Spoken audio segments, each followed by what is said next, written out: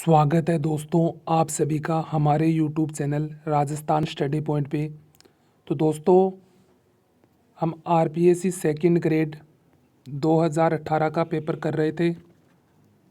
Group A का paper हमने कर लिया था। आज ग्रुप बी का था जो 31 तारीख का है। तो दोस्तों परीक्षा से पहले आप इन पेपरों को ज़रूर एक बार देखें और आप अपना टेस्ट लीजिए, कितने क्वेश्चन आपके सही हो रहे हैं, कितने क्वेश्चन गलत हो रहे हैं। एक पेज ले लीजिए और उसमें आप मिलाइए हमारे साथ। तो हम चलते हैं हमारे पहले क्वेश्चन के साथ। मेमंद आभूषण कहाँ पे पहना जाता है? तो आप इतने घबराइए मत, क्वेश्चन पेपर आप देख सकते हैं किस तरह के क्वेश्चन पेपर में प्रश्न पूछे गए थे। तो आप ऐसा सोच के चलोगे कि पूरे क्वेश्चन एकदम हार्ड होंगे, तो ऐसा कुछ नहीं होगा। तो पहला क्वेश्चन है, मेमंद आभूषण कहाँ पे पहना जाता है? सिर पर, कमर पर, भुजा पर या पैरों पर? तो ये तो आप बिना पढ़े ही बता सकते हो, मेमंद कहाँ का आभूषण है? सिर का आभूषण है। ऑप्शन नंबर ए इसका राइट आंसर। सेकंड क्वेश्चन है, विजय दान देता का संबंध किससे है? लोक कला से, लोक नृत्य से, लोक संगीत या लोक साहित्य? ये तो जिसने राजस्थान का जीके पढ़ना शुरू किया था वो भी बता सकता है किसके थे? लोक साहित्य से। तो विजय दान देता का संबंध लोक साहित्य। क्वेश्चन नंबर 3, बिजोलिया अभिलेख किस वंश के इतिहास के बारे में जानकारी का महत्वपूर्ण साधन है? तो राठौड़, सिसोदिया, चौहान या प्रतिहार? तो ऑप्शन नंबर 3, बिजोलिया अभिलेख में कौन से वंश की जानकारी मिलती है? चौहान की जानकारी मिलती है। हल्दी घाटी के युद्ध में महाराणा प्रताप की भील सेना का कमांडर कौन था? तो कौन सी सेना? भील सेना का। तो ये तो आपको सबको पता है, राणा पुंजा, लूणा चुंडाया, जीवन शाह या तारा भील? तो कौन था? राणा पुंजा। ऑप्शन नंबर ए इसका राइट आंसर होगा। किसे महाराणा प्रताप का पथ प्रदर्शक कहा जाता है? तो मारवाड़ का कौन था? मालदेव, चंद्रसेन या मोटा राजा उदय सिंह या अमर सिंह राठौड़? तो कौन था? Option number 2, Rao Chandrasen. तो क्वेश्चन नंबर 6 पे चलते हैं हम। निम्न में से किस स्थल को ताम्रवती नगरी के नाम से जाना जाता था? तो कौन सी नगरी? ताम्रवती नगरी। तो बेराट, आहड़, कालीबंगा या बागौर? तो ऑप्शन नंबर 2 इसका होगा। आहड़ सभ्यता को ताम्रवती नगरी के नाम से जाना जाता था। बेराट कहाँ पे है? जयपुर में, जो मौर्य युगीन सभ्यता है। कालीबंगा कहाँ पे है? हनुमानगढ़ के अंदर, गगन नदी के समीप। बागौर भीलवाड़ा के अंदर। और ताम्रवती नगरी किसे कहते? आहड़ को। बीकानेर के महाराजा राय सिंह गद्दी पर कब बैठे थे? तो राय सिंह गद्दी पर कब बैठे थे?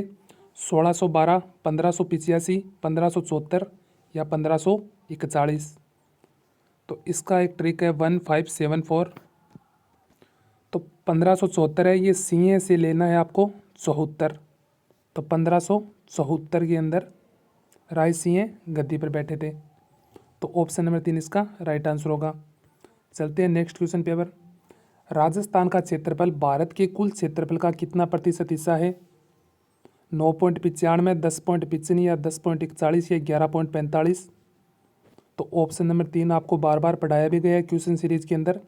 10.41% हिस्सा भारत के कुल क्षेत्रफल का है। तो 9 नंबर क्वेश्चन पर चलते हैं। ये नदी है, ये सहायक नदी है। ये नदियों के भौगोलिक प्रदेश के सब पॉइंट आपको क्वेश्चन सीरीज के माध्यम से करवाए गए थे।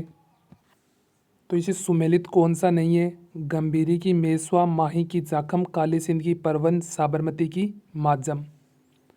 तो मेसवा किसकी सहायक नदी है आपसे अगर मैं पूछ ही लूँ तो मेसवा साबरमती की है, गंभीरी की नहीं है। साबरमती की जो सहायक नदी है काफ़ी इंपॉर्टेंट है, एक ट्रिक के माध्यम से आप इन्हें याद रख सकते हैं। वैसे हमें मावा चाहिए, चाहिए साइलेंट है। वे से वेत्रक, से सेई, है से हतमती, में से मेसवा, माँ से मानसी, और एक माँ से माजम, और वा से वाक्कल। ये साबरमती की सहायक नदियाँ हैं। वे से हमें मावा चाहिए, वेत्रक, सेई, हतमती, मेसवा, मानसी, माजम और वाक्कल नदी। काफ़ी इंपॉर्टेंट है साबरमती की सहायक नदियाँ, बार बार परीक्षा के अंदर पूछी जाती है। 10 नंबर क्वेश्चन पर चलते हैं। राजस्थान में संभव्य वाष्पीकरण व वाष्पोत्सर्जन की वार्षिक दर सर्वाधिक किस जिले के अंदर आती है? तो किसकी वाष्पीकरण और वाष्पोत्सर्जन की? गंगानगर, कोटा, डूंगरपुर और जैसलमेर। तो ऑप्शन नंबर 4 इसका राइट आंसर होगा। वाष्पीकरण और वाष्पोत्सर्जन की सबसे ज़्यादा दर किसके अंदर है? जैसलमेर जिले के अंदर। ये आपको सुमेलित करना है। डूंगरपुर, बांसवाड़ा एवं प्रतापगढ़ का क्षेत्र। 2 नंबर है डूंगरपुर, पूर्वी सिरोही, उदयपुर जिले। इन चारों को आपको सुमेलित करना है। डूंगरपुर, बांसवाड़ा, प्रतापगढ़ का क्षेत्र कौन सा हो गया? तो कौन सा क्षेत्र है? वागड़ का क्षेत्र। डूंगरपुर, पूर्वी सिरोही, उदयपुर जिलों का अरावली पर्वतीय प्रदेश क्या कहलाता है? बोमट। आबू पर्वत खंड कौन सा है? कहाँ पे है? अबरूद। अबरूद का प्राचीन नाम था, किसका प्राचीन नाम है? सिरोही का। कोटा, बूंदी, बारां, हड़ौती प्रदेश। तो पहले के अंदर तीसरा है और दूसरे के अंदर है पहला। तो किसके अंदर? ऑप्शन नंबर 2 इसका राइट आंसर। ये जनगणना से पूछा गया। जनगणना 2001 एवं 2011 के मध्य राजस्थान के किन जिलों में लिंगानुपात की कमी आई है? तो 2001 से 2011 तक लिंगानुपात की कमी कौन से जिलों के अंदर? जनसंख्या का टॉपिक आपको एकदम अच्छे से पढ़ाया गया है। राजसमंद व चूरू, अजमेर व धौलपुर, अजमेर व झालावाड़, धौलपुर एवं झालावाड़। तो ऑप्शन नंबर है इसका राइट आंसर है। राजसमंद व चूरू जिले के अंदर लिंगानुपात में कमी आई है। अब नेक्स्ट क्वेश्चन हमारा कथन और कारण का। राजस्थान में जनसंख्या वितरण असमान है। बिल्कुल सही कथन है। राज्य में जलवायु तथा उच्चावासीय कारकों की विविधता पाई जाती है।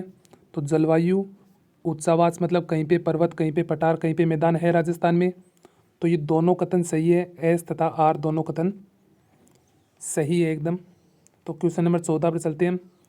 ये पर्यटन स्थल से है, सुमेलित करना है आपको। तो अलवर की बात करें तो अलवर में क्या गया? पांडुपोल। अजमेर की बात करें तो सोनी जी की नासियाँ। और बीकानेर की बात करें तो कोलायत। और भरतपुर की बात करें तो डीग।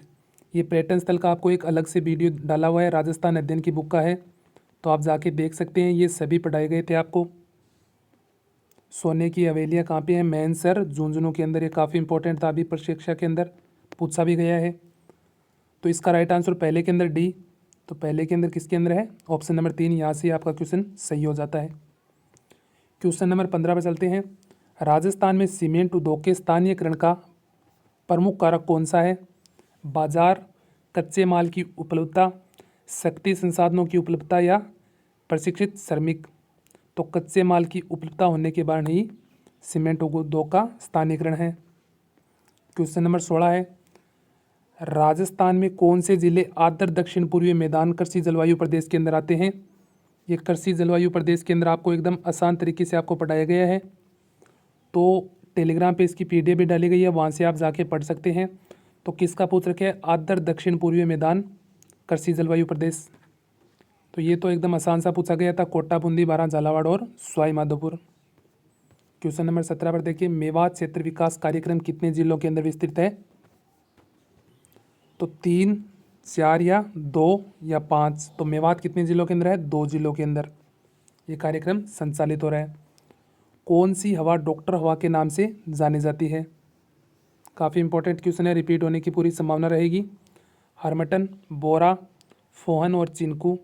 तो कौन सी हवा को डॉक्टर हवा कहते हैं? हरमटन हवा को डॉक्टर हवा कहते हैं। उत्तरी गोलार्ध में व्यापारिक पवनें किस दिशा में बहती है? तो उत्तरी गोलार्ध है, इसके अंदर जो व्यापारिक पवनें चलती है वो कौन सी दिशा की होती है? तो इस साइड बहने वाली दक्षिण और पश्चिमी। तो ऑप्शन नंबर इसका राइट आंसर हो गया। काजीरंगा राष्ट्रीय उद्यान पूछा, एकदम प्रसिद्ध है। कहाँ पे ये? एक सींग वाले भारतीय गेंडों के लिए प्रसिद्ध है या साइबेरिया सार्स ओनली एक सींग वाले भारतीय गेंडों के लिए प्रसिद्ध है? ये तो आपको पता ही था। इस नीचे दिए गए कथनों की सहायता से सही उत्तर का चयन करना है। चेन्नई में वर्षा परिवर्तनशीलता मुंबई से अधिक है। चेन्नई में लौटते मानसून से ज़्यादा वर्षा होती है। तो ये दोनों कथन एकदम बिल्कुल सही है। तो ए तथा बी दोनों सही है, ऑप्शन नंबर 3। यदि अंडमान में उष्णकटिबंधीय चक्रवात का विकास होता है तो किस बंदरगाह के अधिकारियों को सचेत किया जाता है? कोलकाता, रंगून, कोलंबो या चेन्नई? इंपॉर्टेंट क्वेश्चन लगा लेना। तो कोलकाता के अंदर सचेत किया जाता है। उष्णकटिबंधीय चक्रवात आता है जब अंडमान के अंदर। क्वेश्चन नंबर 23, भारत में कौन सी जनगणना वर्ष जनसंख्या की विभाजन का वर्ष कहलाता है? इजी सा क्वेश्चन था, 1921 था, पढ़ाया गया है आपको। सॉरी, हाँ सही है, 1921। महान सीमा वर्ष किसको पृथक करता है? शिवालिक से लघु हिमालय को, लघु हिमालय से महान हिमालय को, महान हिमालय से काराकोरम को, भारत के महान मैदान को शिवालिक से। तो मैं एक को आपको अलग से समझा देता हूँ, ये काफ़ी इंपॉर्टेंट क्वेश्चन है, बार बार परीक्षा के अंदर पूछा जाता है। ये ट्रांस हिमालय है, और ये महान हिमालय, और ये लघु हिमालय, और ये बाह्य हिमालय, और ये कौन सा? उत्तर का विशाल मैदान। तो ट्रांस हिमालय और महान हिमालय को कौन सा जोन अलग करता है? ITSZ, इसे बोलते हैं इंडो सागपो सत्सर जोन। और महान हिमालय और लघु हिमालय को कौन सा अलग करता है? MCT, जो पूछा गया था प्रश्न के अंदर, main central thrust, main central thrust. ये लघु हिमालय और ये कौन सा है? बाह्य हिमालय। तो लघु हिमालय और बाह्य हिमालय को मेन बाउंड्री फोर्ट, और ये बाह्य हिमालय है, ये उत्तर का विशाल मैदान है, इसे हिमालय फ्रंटल फॉल्ट HFF। तो इन्हें याद रखना काफ़ी इंपॉर्टेंट है ये। तो हमसे क्वेश्चन क्या पूछा गया था? महान सीमा वर्ष, जिसे मेन बाउंड्री थ्रस्ट कहते हैं, शिवालिक से लघु हिमालय को। ऑप्शन नंबर इसका राइट आंसर हो गया। भारत की सबसे लंबी सीमा किस देश के साथ लगती है? तो ये तो आपको बिना बताए भी पता होना चाहिए।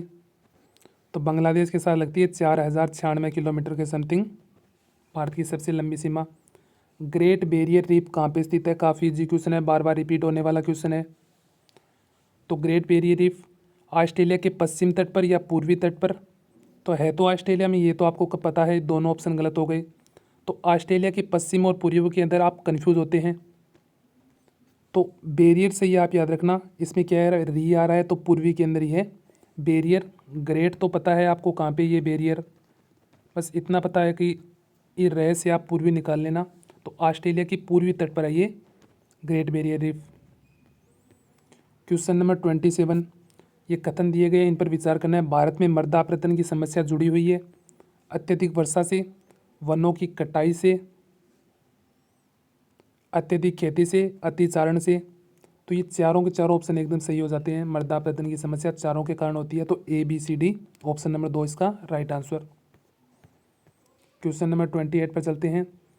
ये पॉलिटिकल के क्वेश्चन आ गए। राजस्थान विधानसभा की प्रक्रिया तथा कार्य संचालन संबंधी नियम के अनुसार विधानसभा में मंत्रिपरिषद में अविश्वास प्रस्ताव के संबंध में निम्न में से कौन सा कथन सही है? कि कोई मंत्रिपरिषद में अविश्वास प्रस्ताव आ गया है तो उसके संबंध में बताना है। प्रस्ताव प्रस्तुत करने की अनुमति प्रश्नों के बाद और उस दिन की कार्यसूची का कार्य प्रारंभ करने से पूर्व मांगनी होगी। अनुमति मांगने वाले सदस्य को उस दिन की बैठक प्रारंभ होने से पहले सचिव के पास उस प्रस्ताव की जिसे वह प्रस्तुत करना चाहता है लिखित सूचना देना चाहता है। तो ये तो गलत हो ही गया। प्रस्ताव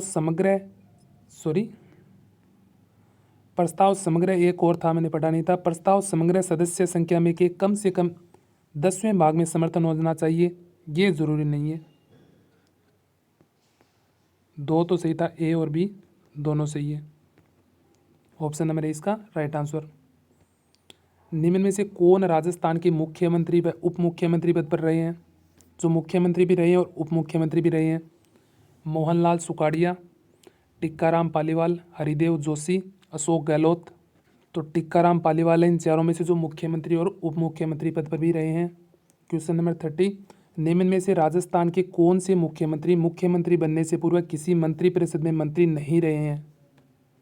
तो कौन है वो? बरकतुल्ला खान, जयनारायण व्यास, मोहनलाल सुखाड़िया, भैरों सिंह शेखावत। तो एक तो जयनारायण व्यास हो गए, एक हो गए Bhairon Singh Shekhawat. Option number 2 A और D इसका राइट आंसर है। नेक्स्ट क्वेश्चन पर चलते हैं हम। निम्न में से कौन सा युग्म सही सुमेलित नहीं है? तो सम्मिलित कौन सा युग्म नहीं है? मुख्यमंत्री,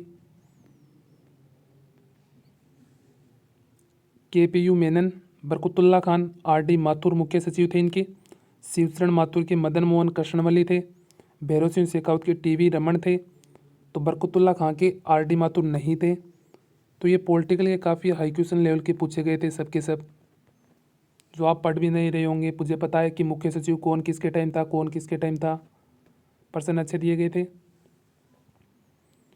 तो नेक्स्ट निम्न में से कौन से कर्तव्य भारत सरकार की राजनीतिक कार्यों संबंधी मंत्रिमंडल समिति के हैं? तो कौन से कार्य हैं?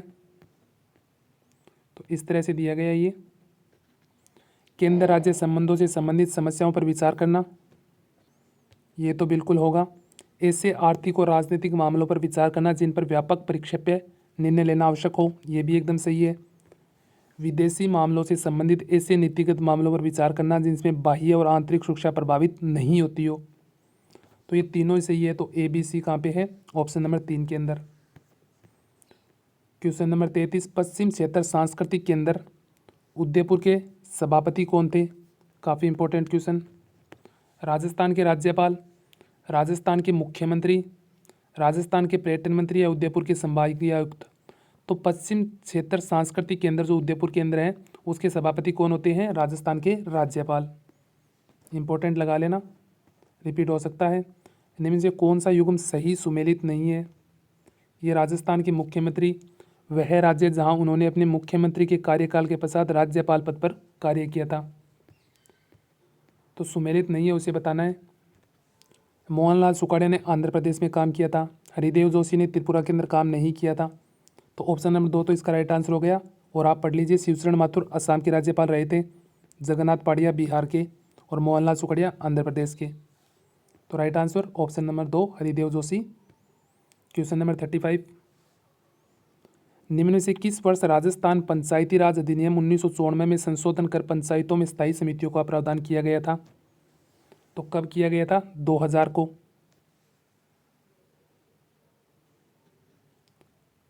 नेक्स्ट क्वेश्चन पर चलते हैं। भारत शासन अधिनियम 1919 के तहत गठित राज्य परिषद काउंसिल ऑफ स्टेट के पहले अध्यक्ष कौन थे? तो ये भारत शासन अधिनियम 1919 के तहत वाली है। Frederick Whyte, Alexander Muddiman, Sachchidananda Sinha, Vithalbhai Patel? तो इसका राइट का आंसर क्या होगा? Alexander Muddiman. और जो संविधान सभा के अस्थायी अध्यक्ष कौन थे? सचिनानंद सिन्हा, जो 9 दिसंबर को पहली बैठक हुई थी संविधान सभा की। तो ये भारत शासन अधिनियम 1919 वाला पूछा है, तो कौन थे? अलेक्जेंडर मुडीमेन।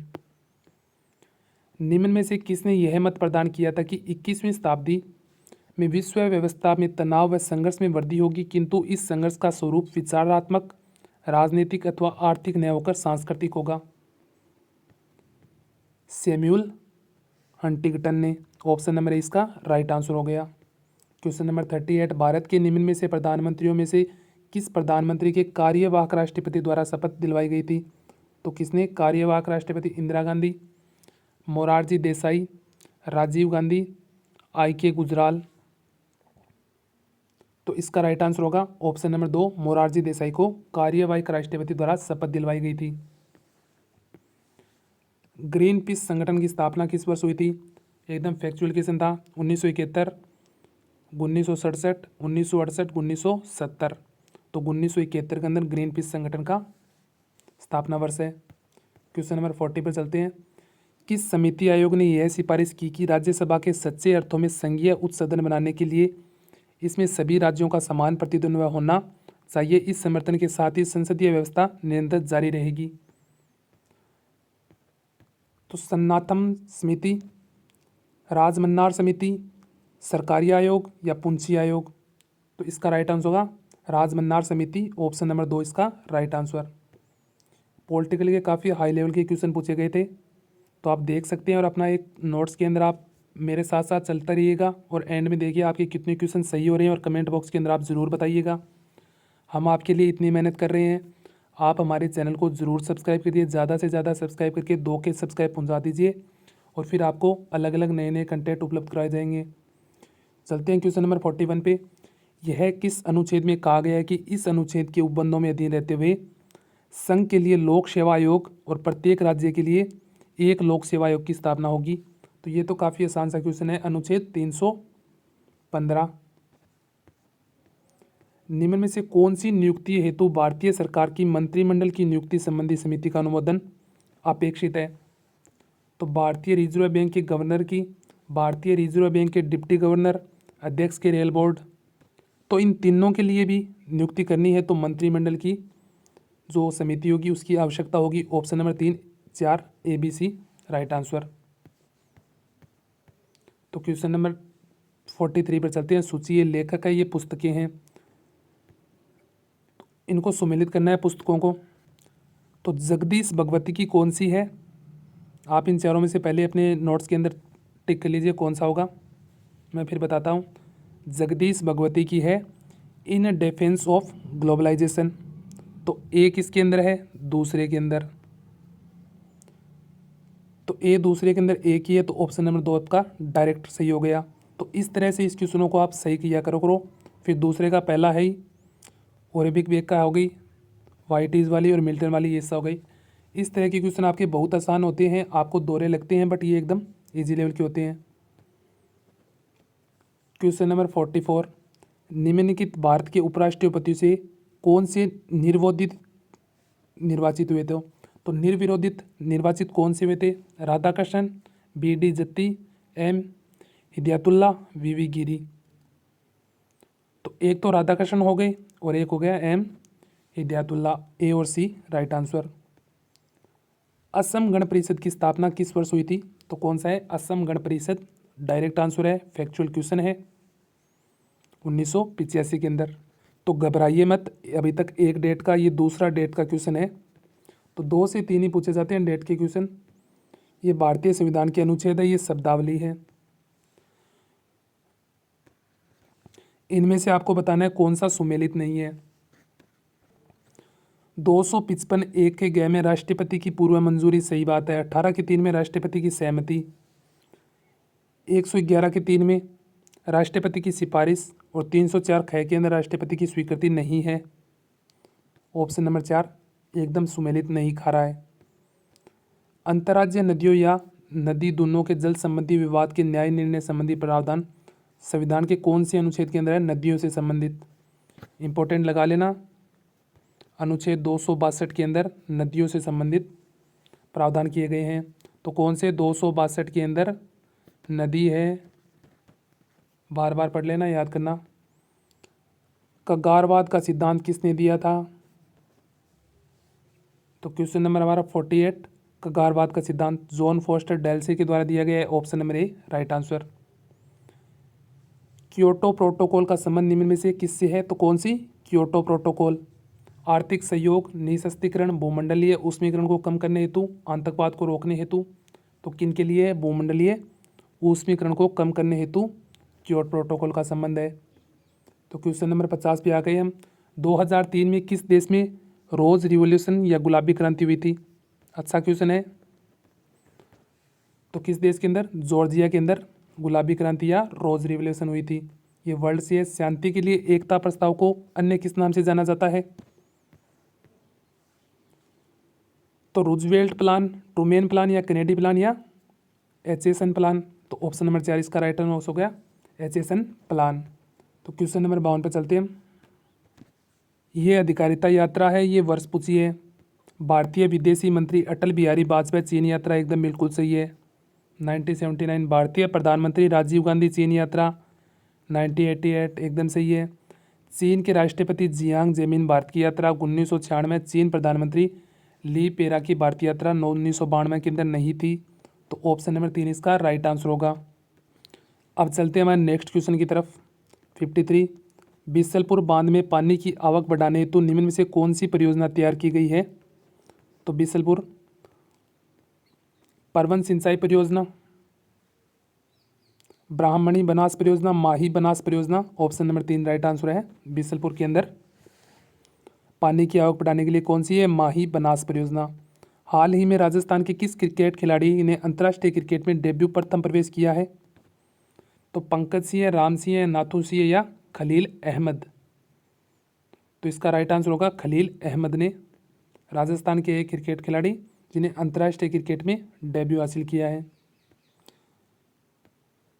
क्वेश्चन नंबर 55 आ गया, हाल ही में राजस्थान में किसके लिए स्टार रैंकिंग प्रारंभ की गई थी। उस टाइम के करंट अफेयर के क्वेश्चन थे जो स्पोर्ट्स से संबंधित थे। आपको स्पोर्ट्स से एक अलग वीडियो डाल दिया जाएगा अगर हमारे सब्सक्राइब 2000 कंप्लीट हो जाएंगे तो। करंट की क्लास और स्पोर्ट्स की क्लास पूरी डाल दी जाएगी 10 क्वेश्चनों की आपके लिए। तो इसका राइट आंसर राजकीय विद्यालयों के लिए स्टार रैंकिंग। भीलवाड़ा में हाल ही में प्रारंभ हुए मेडिकल कॉलेज का नया नाम क्या था। उस टाइम ये करंट के थे राजमाता विजयराजे मेडिकल कॉलेज। मुख्यमंत्री राष्ट्रीय योजना के अंतर्गत बेटियों को कितनी राशि दी जाती है, अब भी पूछा जा रहा है। तो कितनी, 50,000 तक की राशि राष्ट्रीय बेटियों की योजना के अंतर्गत दी जाती है। राजस्थान सरकार ने प्रतियोगिता परीक्षा को तैयारी में से कौन सी निःशुल्क मोबाइल ऐप शुरू कर दी है। तो दिसारी ऐप स्टार्ट की गई थी। राजस्थान में महिला राज्य कर्मचारियों को अपने पूर्व सेवाकाल में कितने वर्ष या शिशु देखभाल के अवकाश दिया जाता है। ये तो एग्जीक्यूशन आप बता सकते हैं। तो 2 वर्षों के लिए दिया जाता है। निम्न में से राजस्थान का कौन सा जिला नीति आयोग द्वारा महत्वाकांक्षी जिलों की पहली डेल्टा रैंकिंग 2018 के अंदर सम्मिलित किया गया था। तो उस टाइम के जो करंट के क्वेश्चन थे वो है ये, इसके अंदर राजस्थान का चूरू जिला था। राजस्थान में बच्चों के पोषण स्तर सुधार हेतु अन्नपूर्णा दूध योजना कब प्रारंभ की गई थी। आजकल तो बाल गोपाल योजना है जो 29 नवंबर से स्टार्ट की गई थी। और उस टाइम की अन्नपूर्णा दूध योजना थी जो कब स्टार्ट की गई थी, 2 जुलाई 2018 को। राजस्थान बजट 2018-19 में कुल व्यय का कितना प्रतिशत सामाजिक एवं सामुदायिक सेवा से प्रतिशत था। तो 40.92। आर्थिक सर्वेक्षण 2017-18 के अनुसार 2004 से 2016 के दौरान भारत में वास्तविक कृषि सकल घरेलू उत्पाद कितने प्रतिशत रही होगी। तो 3.2%। निम्न में से राष्ट्रीय आय किसके बराबर होती है। तो ये अच्छा क्वेश्चन है। Question number 64, NDP FC, NNP MP, NDP MP या एनएनपी एफसी। तो ऑप्शन नंबर 4 राइट आंसर होगा इसका। केंद्रीय सांख्यिकी कार्यालय जो सीएसओ बोलते हैं के अनुसार वर्तमान में आईआईपी की गणना किसकी, आईआईपी की गणना का आधार क्या, कौन सा वर्ष है ये, 2011 और 12 का वर्ष है। ये कथन दिए गए पढ़ना, राष्ट्रीय आय उत्पादित समस्त अंतिम वस्तुएं एवं सेवाओं को मौद्रिक मूल्य है।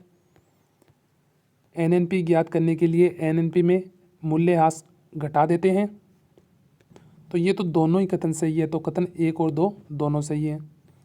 निम्न में से कौन सा लाभ प्रधानमंत्री जन धन योजना के अंतर्गत खोले गए खातों को नहीं मिलता है।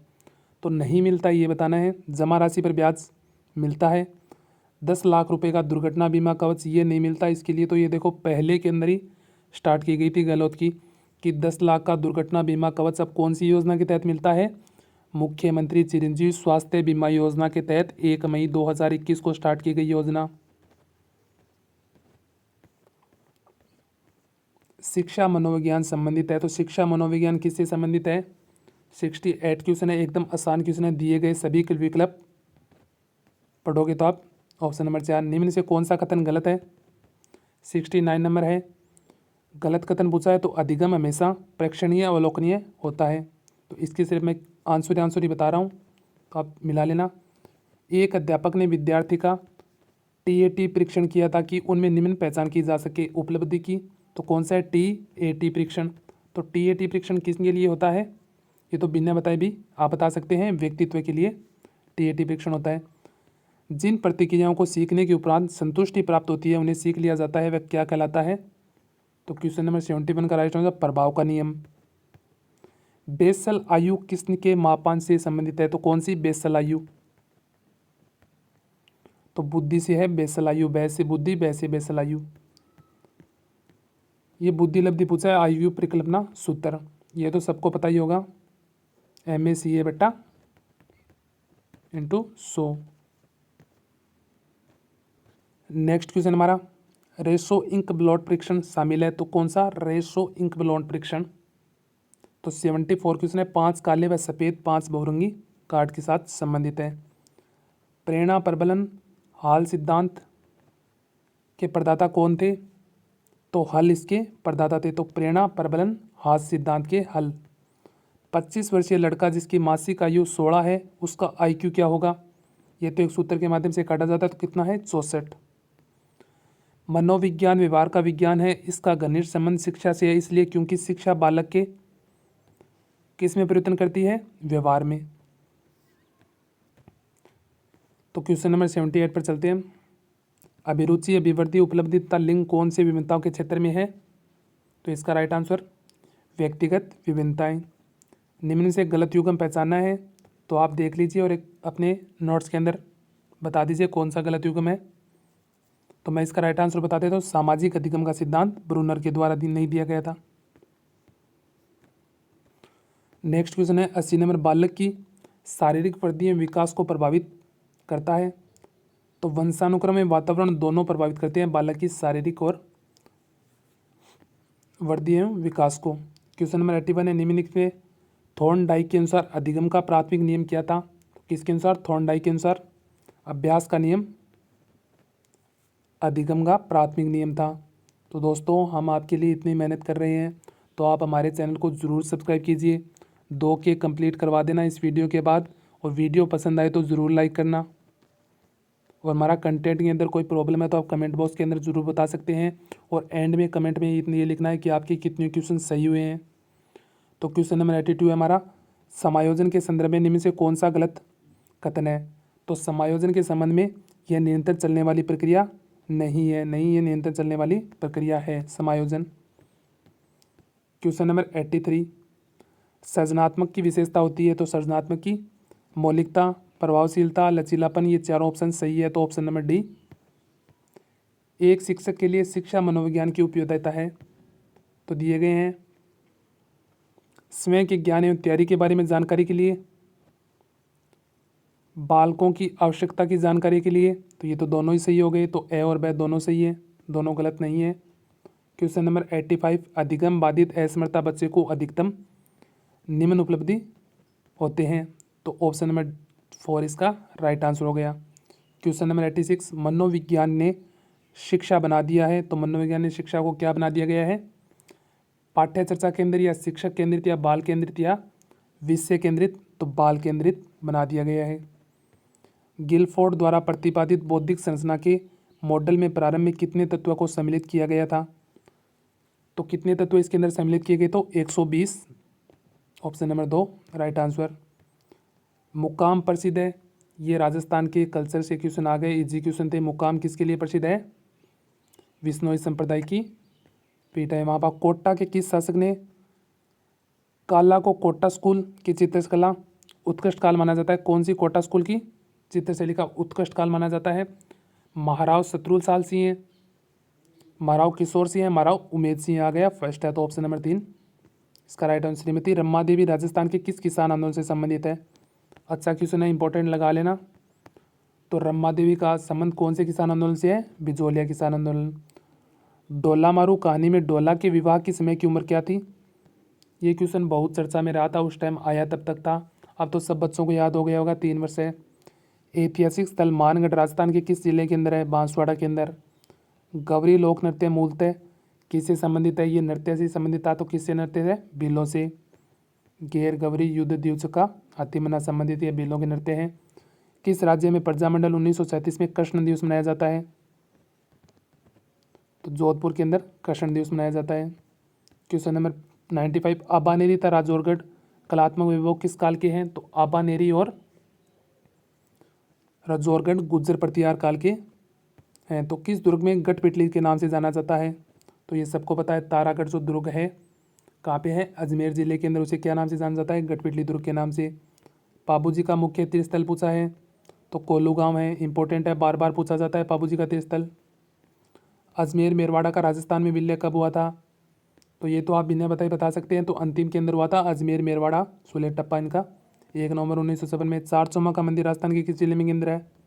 तो चारचौमा का मंदिर कोटा के अंदर। जीण माता का मेला राजस्थान के किस जिले में वर्ष में 2 बार आयोजित किया जाता है? तो सीकर के अंदर जीण माता का मेला वर्ष के अंदर 2 बार आयोजित किया जाता है।